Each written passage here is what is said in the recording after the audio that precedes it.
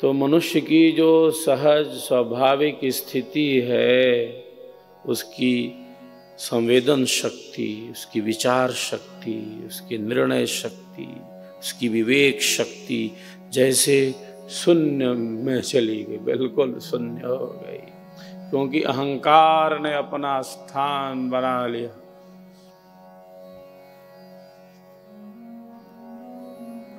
जो हमारी सहज शक्तियां हैं, जो हमारी स्वाभाविक शक्तियां हैं,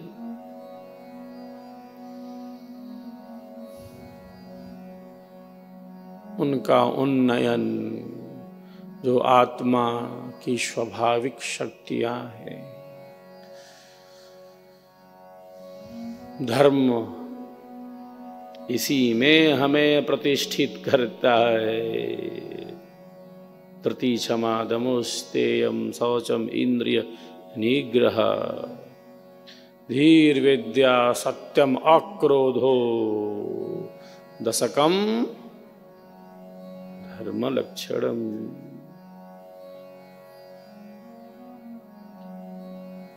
जो हमारे बिल्कुल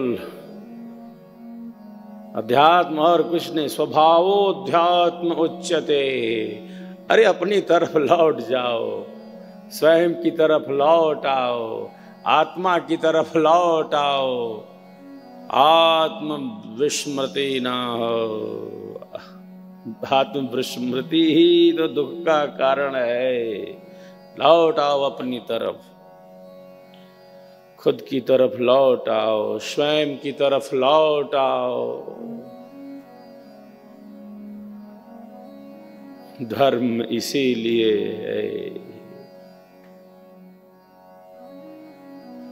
क्योंकि वह सहज है, स्वाभाविक है, सत्य है, परम सत्य से संस्पर्शित है।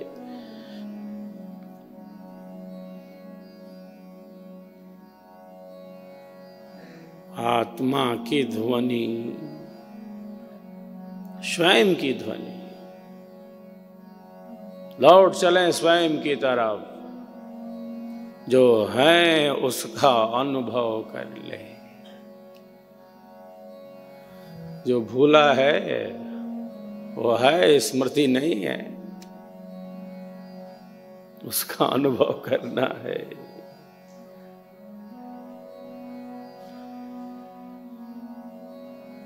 जो आधार है दृश्य का, जो जड़ का चेतन आधार है,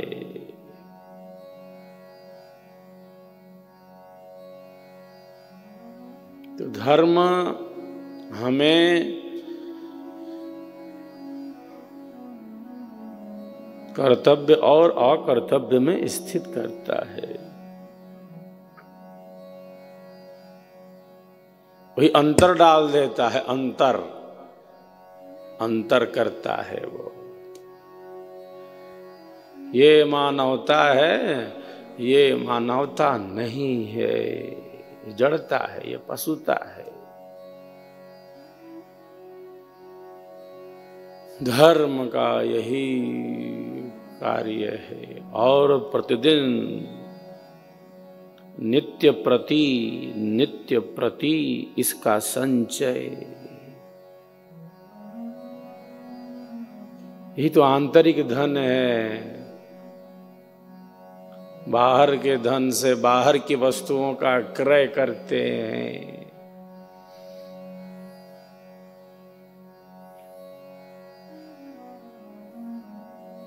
जो अंतःकरण के सद्गुण हैं, अंतःकरण के गुण हैं, भौतिक धन से भौतिक वस्तुओं की उपलब्धि हो जाती है।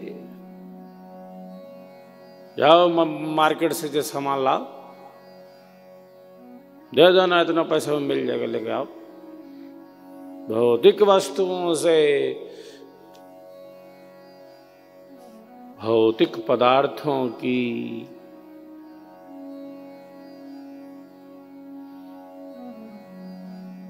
प्राप्ति होती है, की जा सकती, उपलब्धि उनकी होती है।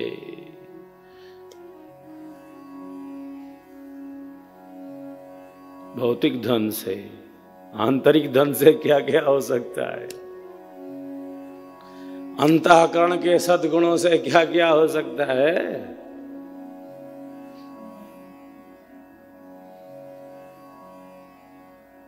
जो हमारी आंतरिक संपत्ति है उससे क्या क्या उपलब्ध हो सकता है। बाहर से जो उपलब्ध होगा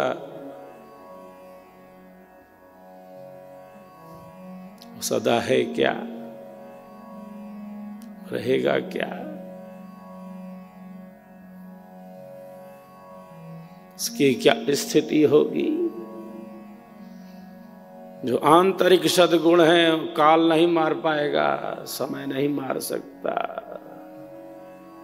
स्थिति परिस्थिति उसे नहीं मार सकती। बाहर भौतिक धन से जो प्राप्त है उसका तो पता नहीं क्या होगा।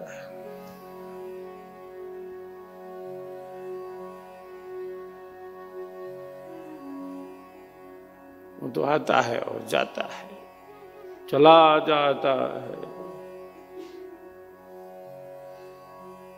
त्याग पूर्वक भोग का संदेश है।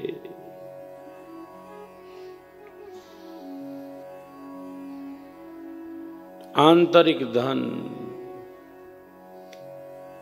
तो अंतःकरण की संपत्ति है।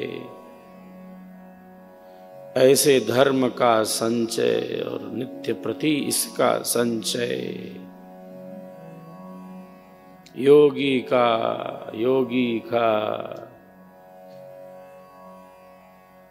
निरंतर यह अभ्यास हो जाता है, अभ्यास हो जाता है।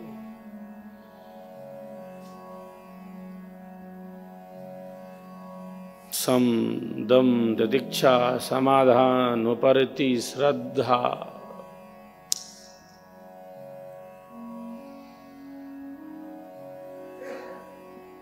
वही संपत्ति वाला है और इस संपत्ति को कोई ले नहीं सकता, कोई छीन नहीं सकता। संपत्ति के लिए कितना युद्ध होता है, आपस में भिड़ंत हो जाता है। मैं और मेरा, घर में ही महाभारत, भारत में महाभारत, कैसा हो जाता है। मेरे नाम से कह दो, वो मेरे नाम से कह दो। बाहर की संपत्ति बहुत बार उपद्रव और झगड़े का कारण बन जाती है। लड़ जाते हैं सागर से, ये जमीन मैं जमीन, ओ फ्लैट, ओ मकान, ओ दुकान, ओ गाड़ी, ओ खजाना।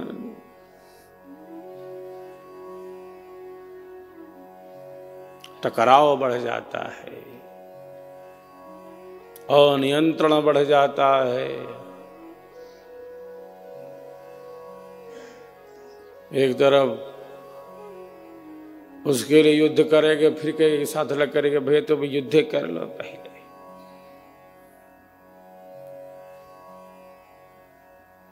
ठीक है, चल रहा है युद्ध अंतर में, और युद्ध चल रहा है।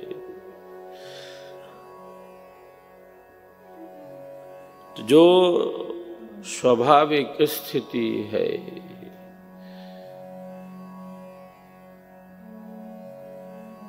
स्वभावोऽध्यात्म उच्यते,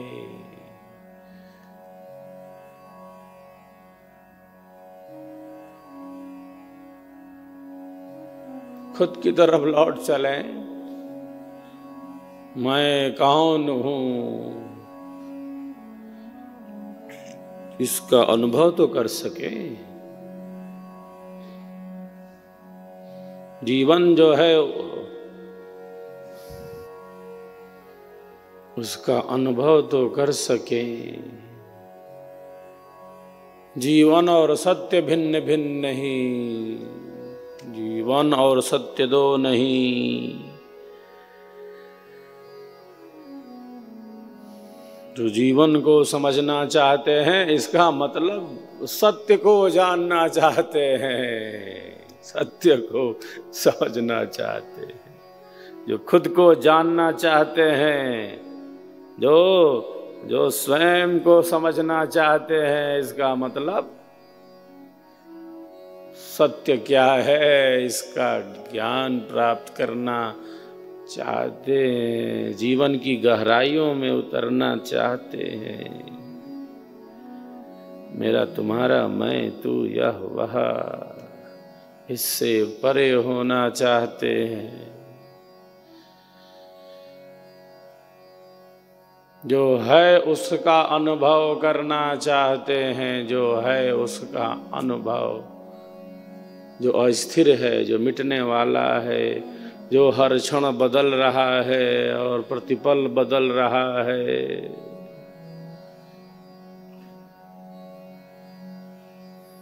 वह तो बदल ही रहा है और बीत ही रहा है, बीत ही जाएगा। यह भी नहीं रहेगा जो स्थिति है, ये स्थिति भी बदल जाएगी, परिस्थितियां भी बदल जाएंगी।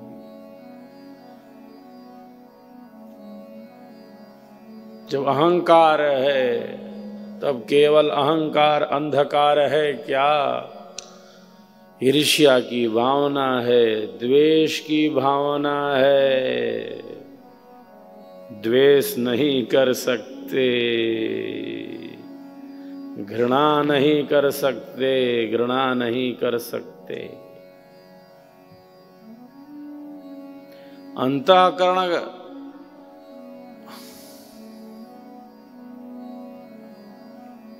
की स्थिति है, सबके अंतःकरण की स्थिति है। दूसरों को देखकर अपने अंतःकरण को मलिन नहीं कर सकते, अपने अंतःकरण को अपवित्र नहीं कर सकते, मन में विक्षोभ उत्पन्न नहीं कर सकते। उपेक्षा कर सकते हैं, उपेक्षा, घृणा नहीं, द्वेष नहीं, क्योंकि अहंकार में नहीं है योगी ना, इसलिए।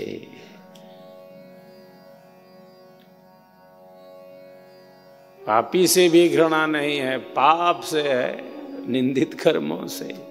निंदित कर्मों में संलग्न वालों की उपेक्षा कर देगा, उपेक्षा।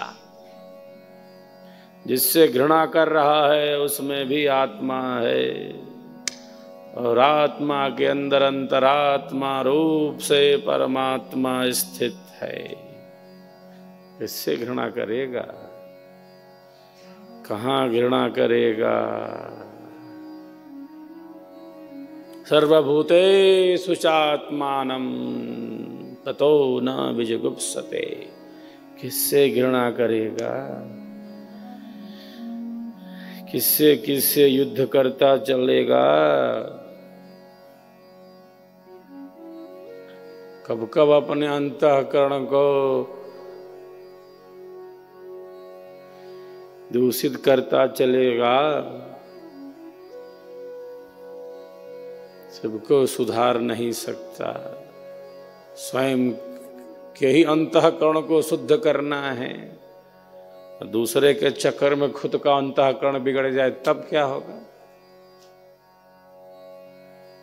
सबका ठेका ले रखा है क्या? बोले खुद का ठेका ले ले भैया। स्वयं के अंतःकरण में आंतरिक शक्तियों के विकास में वह स्थित हो जाए। सबके सुख और शांति की इच्छा कामना कर सकता है, लेकिन बहुत बार ऐसे विकट अंतःकरण वाले होते हैं जिनकी उपेक्षा योगी को करनी पड़ती है, करनी पड़ेगी।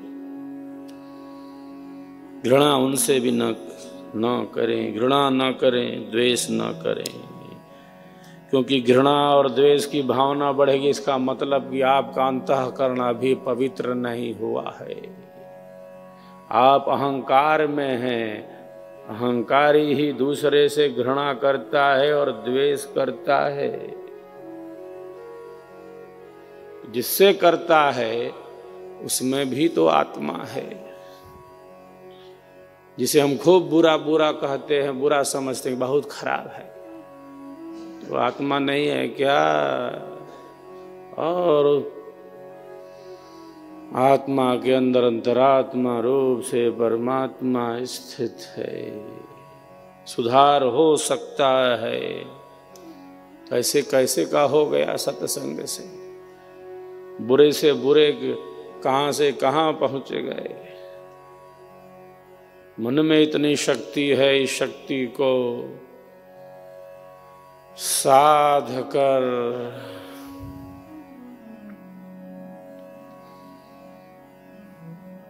जीवन जो है उसका अनुभव किया जा सकता है।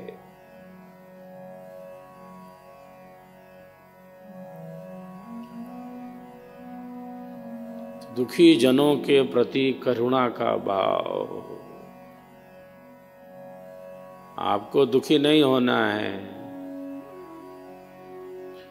दुखी के दुख को देखकर दुखी नहीं होना।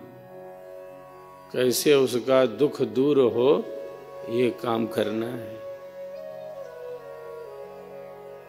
संसार में तो दुख है, दुख सागर ही है। योगी इसी में स्थित हो जाएगा, दुख में, तब योगी किस चीज का? भैया कहाँ योग तुम्हारा गया? तुम्हें डूब मरो संसार में, तब रो बैठ गए यहां पर। रोने को बैठे थे, आ गई बुआ, बैठो बुआ लो।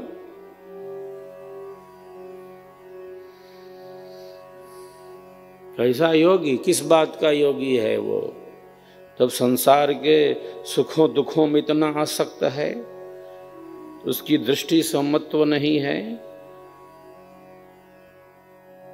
सम्यक चिंतन नहीं है उसका,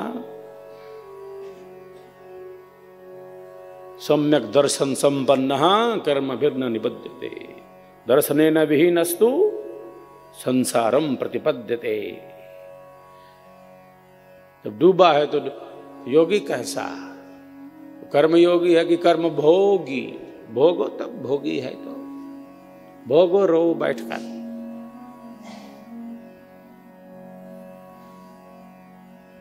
कर्म योगी है। कर्मयोगी मतलब सेवक है। सेवा भाव में रचा बसा ही कर्मयोगी है। कर्मयोग कहो आप या आप सेवा बोलो, बात एक है।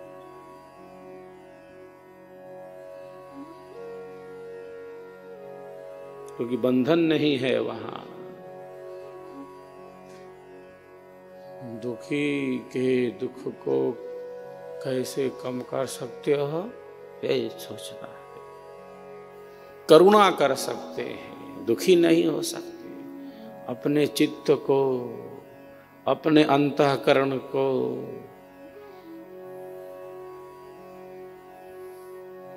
इस उतार चढ़ाव से तो ऊपर रखना पड़ेगा कि नहीं बालक?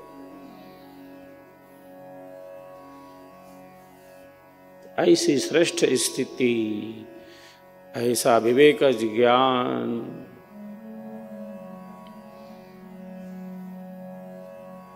एक योगी के अंदर होता है।